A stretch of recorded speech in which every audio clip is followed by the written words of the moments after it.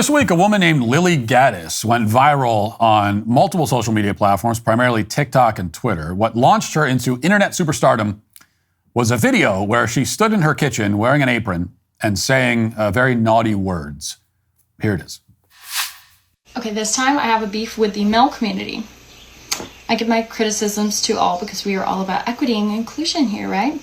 So I'm sick and tired of all girls getting blamed, or like guys, certain guys, thinking that all girls are gold diggers.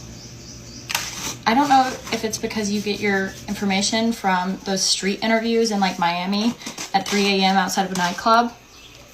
You're getting the opinion of some dumb whores and immigrants fresh off the boat looking for a green card.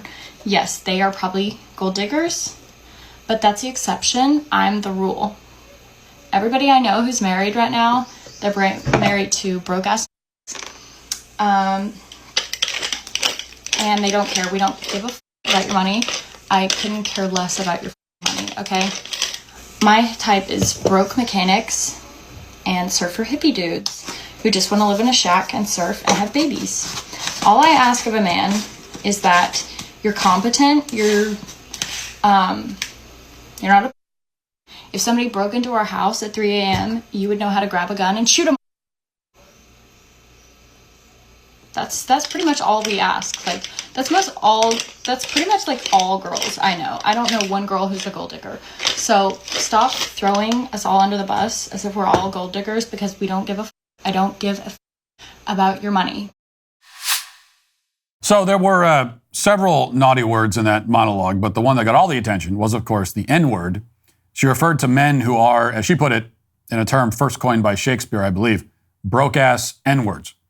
And that was enough to provoke mass outrage and breathless accusations of racism. Many headlines were published in the media about this random woman who used this jokey term in an obviously non-racial context.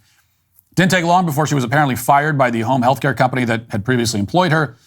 And Lily, to her credit, has been quite unapologetic in the aftermath, which has only made the outrage mob even more outraged at her, as this usually goes. But that was not the end of the story. Lily then began doing the right-wing media tour. She was interviewed on various conservative podcasts, at least 3 in a couple of days from what I've seen, probably more. But on Twitter, among some conservatives, she was embraced as a hero.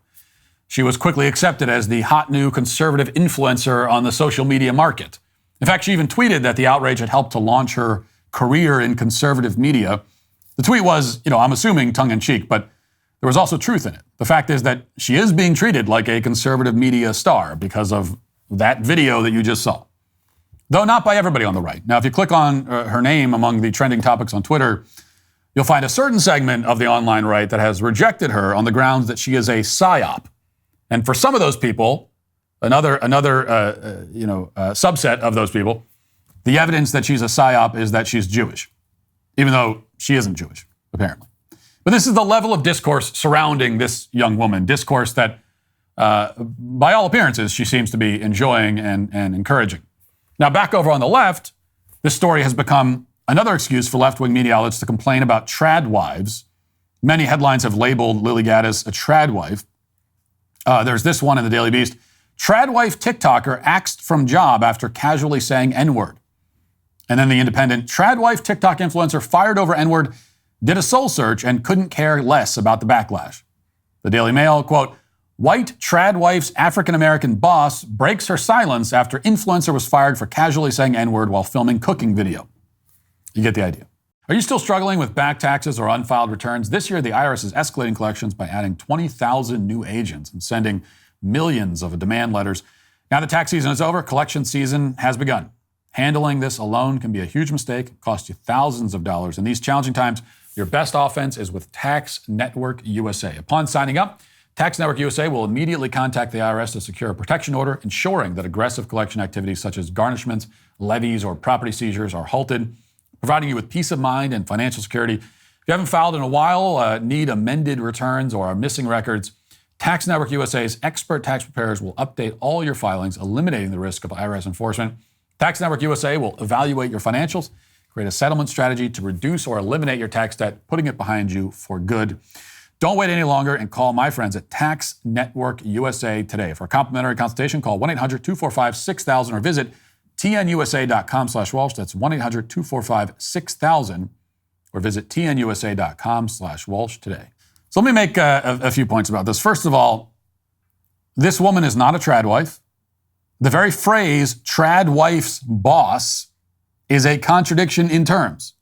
Okay, a headline that declares trad wife fired from job should be treated with skepticism right out of the gate, because trad wives, if they are indeed trad, that is to say traditional, don't have jobs to get fired from. We seem to have reached a point in our culture where any young, attractive woman with right-of-center politics who makes a TikTok video in an apron is automatically a trad wife. That's all it takes now to be a trad wife. But that's not really the case. Now, I have no use for the term personally, but if the term means anything, that cannot be the definition.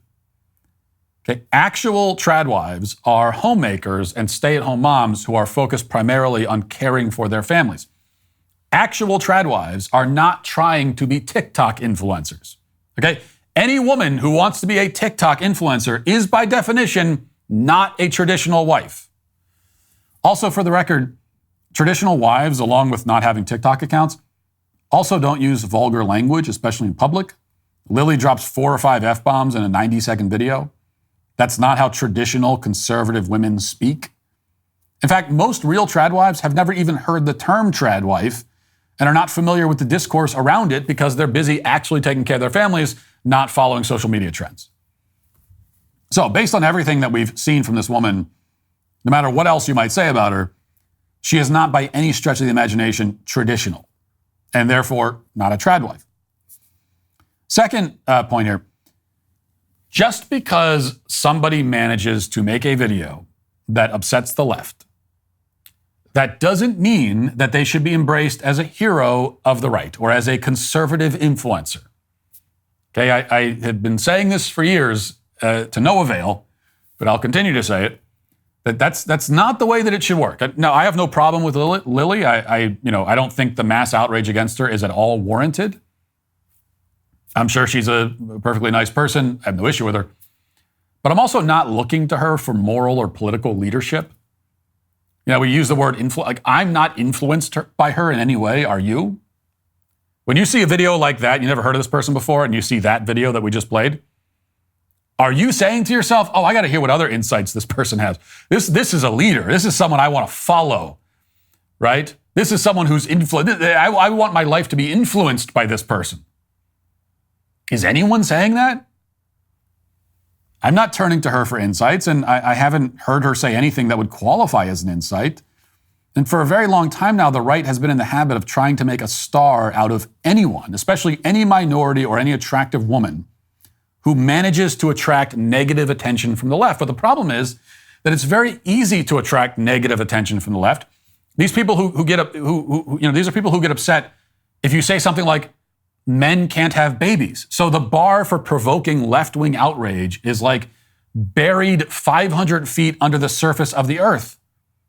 You don't have to lift your feet to get over it, which means that a person's ability to upset the left does not indicate that they have any of the qualities that we should want the leaders of our movement to possess. And this should be obvious. I think it is to intelligent people. Third point, finally, I must say again, the N-word is a word. It is not a magical spell. It is a word. It is made up of vowels and consonants. It's a vulgar word, yes, which means that it's impolite to say it in public, and she also used several other words that are impolite to say in public. It's not any more impolite than any other vulgarity. And just like any other word, because it is, again, just a word, the precise meaning depends on the context and the intent of the person using the word. So we're supposed to believe that the N-word, when used by a person with lighter skin pigmentation, is always maximally offensive, regardless of the context or the intent. But that is absurd. It's nonsensical. It's incoherent. It would mean that certain rules apply to this word, which do not apply to any other word that exists in the English language or any other language on earth. But that's not true, because the N-word is, once again, a word.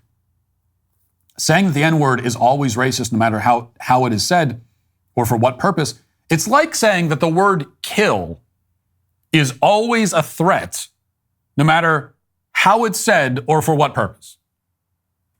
It doesn't make any sense. The word kill can be a threat. If I say, I'm going to kill you, then I have made a threat. And the operative word in that threat is kill. That's what I'm going to do. I'm going to kill you. But if I say, Bob said he's going to kill you, then I haven't made a threat. In fact, I am warning you about what Bob is going to do. So it wouldn't make any sense to say, you threatened me, and then I say, no, I didn't. Well, you said the word kill. Well, yeah, but I'm telling you what someone else is going to do. I didn't say I'm going to do it. And so it is with the N-word. If I say it in the context of expressing racial animosity towards black people, then obviously it's racist. But if I say it in the context of quoting somebody else who said it, or in the context of referring to the word for a discussion like this one, then it's obviously not racist. And if somebody says it in the way that Lily Gaddis did, as a vulgar, colloquial, non-racial way of referring to people in general, then it is obviously not racist. It can't be racist because it's not even referring to any specific racial group. It's not possible to be racist against all races at once. It's not possible to be non-racially racist. You can only be racist if you mean to express animosity towards a certain group. If you don't mean that, then you can't be racist. You could be other things. You could be vulgar. You can be ridiculous. You can be cringy, but you're not racist. Lily Gaddis isn't racist. She also isn't a conservative influencer or a right-wing hero, and she certainly is not a trad wife. She's just a woman who made a video, and that's about it. Anyone trying to make more of it than that is today canceled.